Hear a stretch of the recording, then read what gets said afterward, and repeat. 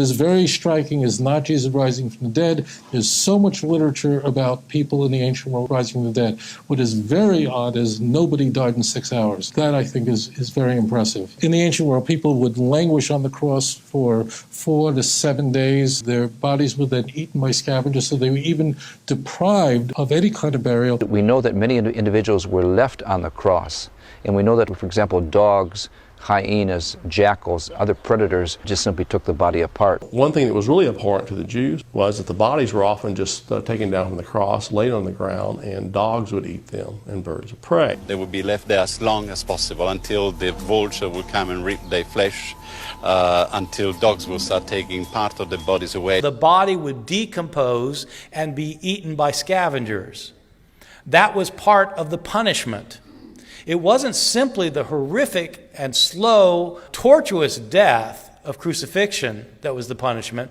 It was also the fact you weren't going to be given a decent burial. Everybody in the ancient world wanted a decent burial, but crucified victims were not given a decent burial. There probably was not an exception in the case of Jesus. Probably his body was left on the cross and then was eventually thrown into a common grave. It wasn't the discovery of an empty tomb that led anybody to believe that Jesus was raised from the dead. What led people to think Jesus was raised from the dead is that some of his followers had visions of him afterwards. People who don't believe in the resurrection would say that the visions they had were hallucinations. Certainly most appearances of the dead and of gods and spirits and other strange things people see are hallucinations, not real visitations. When we turn to Paul's epistles, we find that the earliest Christians were hallucinating on a regular basis, entering ecstatic trances and prophesying and having visions and relaying the communications of spirits and speaking in tongues.